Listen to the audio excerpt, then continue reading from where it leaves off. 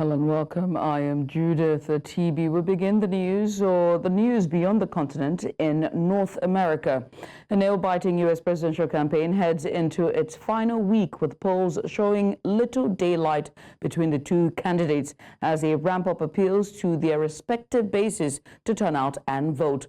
More than 41 million Americans have already cast early ballot ahead of Election Day on November 5th in what is expected to be one of the tightest elections of modern times. For News Central, international correspondent Afia Hagen has more.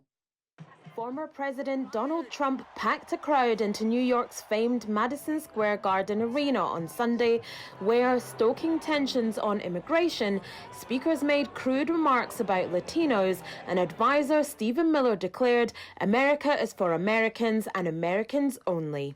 Trump accused his rival Kamala Harris of having destroyed the country. Next Tuesday, you have to stand up and you have to tell Kamala Harris that you've done a terrible job, that crooked Joe Biden has done a terrible job. You've destroyed our country. His speech was in some ways overshadowed by his openers, including a comedian who called the U.S. territory of Puerto Rico literally a floating island of garbage. There's a lot going on. I don't know if you guys know this, but there's literally a floating island of garbage in the middle of the ocean right now. Yeah, I think it's called Puerto Rico. These comments have drawn condemnation from both Democrats and Republicans. Meanwhile, Vice President Kamala Harris spent Sunday going neighborhood to neighborhood in Philadelphia, in must-win Pennsylvania, with stops at a black church and Puerto Rican restaurant, and ending in a rally. Philly, we have 9 days to get this done. And for the next 9 days, no one can sit on the sidelines. There is too much on the line, and we must not wake up the day after the election and have any regrets about what we could have done in these next 9 days. Today, both candidates returned to key battleground states, with Harris heading to Michigan, where she faces opposition from Arab Americans outraged over U.S. support for Israel. Trump will head to Georgia, where he will address a gathering of pastors and faith leaders before holding a rally. Trump and Harris have both pushed hard to bring out their voter bases, with Trump aiming to fire up evangelicals. As Harris campaigns on abortion rights as central to her message, Trump has taken to extremes to paint her as radical, falsely claiming she's in favor of execution after birth. Harris has warned that Trump wants to take America back to the 1800s on the issue, as she tries to appeal to women as well as more moderate Republicans. But the vice president has run into problems with the Democrats' traditionally more multiracial, multi-faith base, as civilian casualties continue to mount in Israel's war against Hamas in Gaza. For News Central, I'm Afia Hagen. And as the race to the White House enters its final week, the Trump campaign has distanced itself from remarks made by a comedian who labeled Puerto Rico a floating island of garbage at a rally in New York.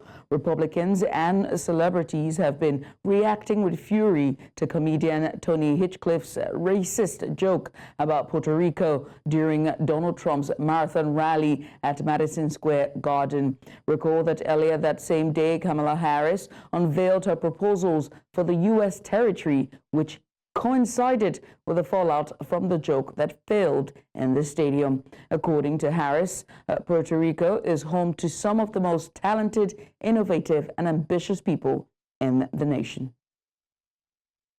Latinos at tonight. You guys see what I mean? It's wide open. There's so many of them. It's absolutely incredible. Believe it or not, people, I welcome migrants to the United States of America with open arms. And by open arms, I mean like this.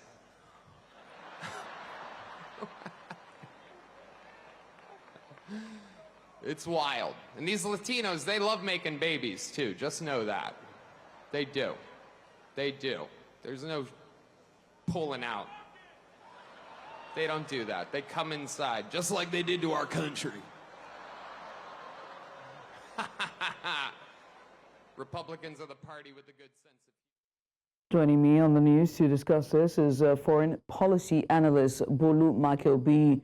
Bolu, I mean, I would say distasteful joke, but again, I'm only just a newscaster. But how do you think Trump's aggressive comments about Kamala Harris in this remarks targeting Puerto Rico and Latino communities might affect the U.S.'s diplomatic relationships, especially with Latin American countries, especially when it comes to working together on issues like immigration and, most importantly, trade? All right, I don't disagree with you in any way. I mean, but just want to emphasize the fact that, Trump did not really make a super inflammatory statement about the Latino community of Puerto Ricans. It was a comedian in his rally that, made such statement, and or, like you rightly implied, it rubs off on him as well, because it's his rally, it's his campaign, and it's quite unfortunate because, I heard the jokes and I was like, okay, this is quite expensive, no matter what, even if one is a comedian, there's certain things that one should not say because it touches on sensitivities of people, but I don't think it would actually, lead to maybe a major electoral loss, because I think Trump campaign has dissociated itself from such statements, and I think the Latino leaders as well as leaders from Puerto Rico would exercise some form of resentment towards him. I think it won't go beyond that.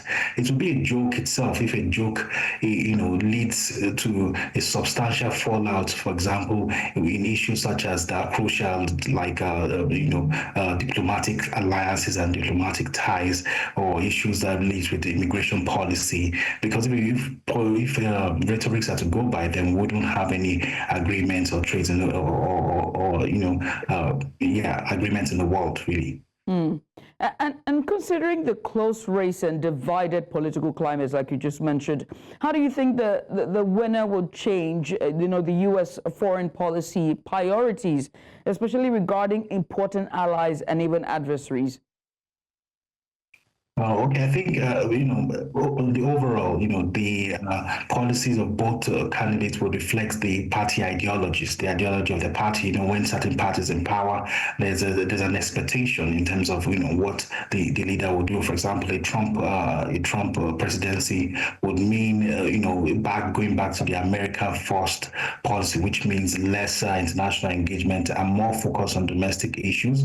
We expect that the Trump administration will be tighter on immigration, or maybe even renegotiate deals with China, and also maybe on unequivocal support for Israel. While the Kamala Harris presidency would mean greater multilateralism, trying to strengthen the alliances with other neighboring countries. And she's also, as a former prosecutor, she's big on human rights issues and climate action. And we expect that there will be policies that may sanction countries like Saudi Arabia and Russia that oppose the United States directly when it comes to this issue. And I believe that she will try to balance her approach when it comes to U.S.-China relations. Now, in a close election like these, like we've seen, how do you think all the personal attacks at rallies like Trump's might take attention from the very important international issues that the next president will have to deal with? I mean, there's so much on the ballots this time around. Yeah, it's quite unfortunate that the personal attacks have become a very thing. I think people and electorates are kind of now used to in U.S. politics, and it's really unfortunate. And both candidates, cannot be excused for this strong rhetorics. I mean, Kamala Harris has said Trump, for example, is a threat to democracy, while Trump, on the other hand, has called her a Marxist, a fascist, an extreme socialist, and all sorts. And I think in the end, everything boils down to the media.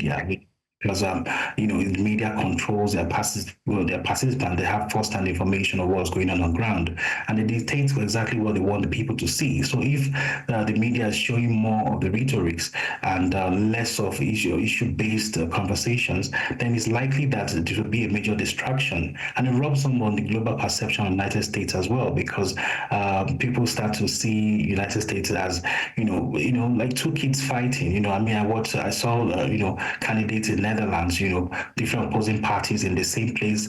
The candidates were just, drinking tea, talking to people, sharing flyers. But United States is different. They're throwing jabs at each other, which can affect their global perception. And I think hopefully after this era, I hope there will be a new generation of leaders in both the Democratic and Republican Party that would actually not trade jabs the way the U.S. politics has been right now.